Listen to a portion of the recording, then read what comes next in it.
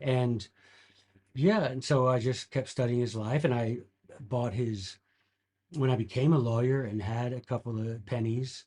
I bought the papers of James Madison. Well, up to the time they were complete. I don't know, volume 12 or something, Right.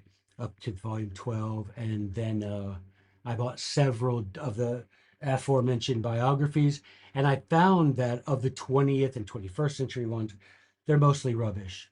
They're mostly aimed at either creating a god after their own fashion, Mm.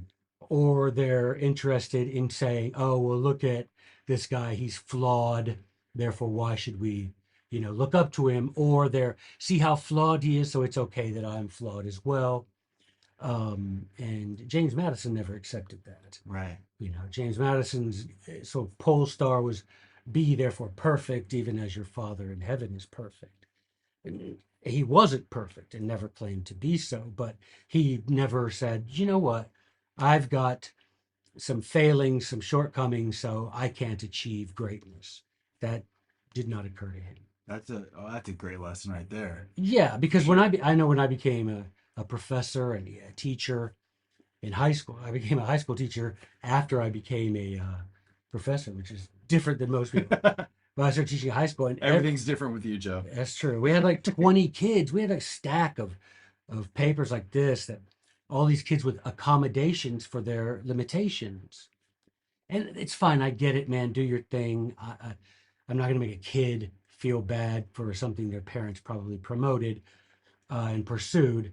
But it always made me think of James Madison and like, you couldn't have been, as far as physically, weaker than he was in many ways. But he's like, I am not going to let this prevent me from becoming the best that I can be, even within, it's like that famous talk by, is it Dallin H. Oaks about the length of your tether. Right. We all have, if you imagine tetherball, another elder Old. reference, Yeah. but if you remember tetherball, we all have a different length of tether. Some of us have a very long tether, and the circumference is enormous. The rate, the diameter of that circle that we can control is enormous. Some of us have a very short tether. But the point is, however long your tether is, within that circumference, you should be as great as you can be within the circumference of your tether, within I guess the diameter of your tether. And so James Madison did that. And I wrote my first biography of him because I thought nobody's nobody's showing the full picture. Yeah. It seems like everybody who wrote a biography had an agenda, and they're gonna, like Procrustes, they were gonna take Madison's life and either stretch it or chop it off to fit the agenda of their biography, like Procrustes and the Travelers, right? Here's the bed. If you don't Right. fit, I either stretch you or I lop you off. And so I thought, well, what if we just looked at the man for who he is, and told the unvarnished truth?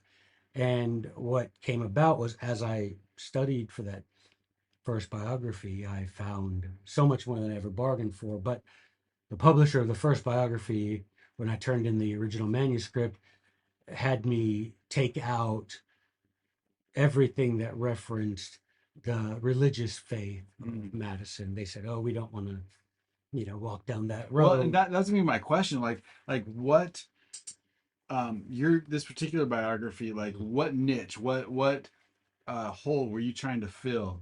Um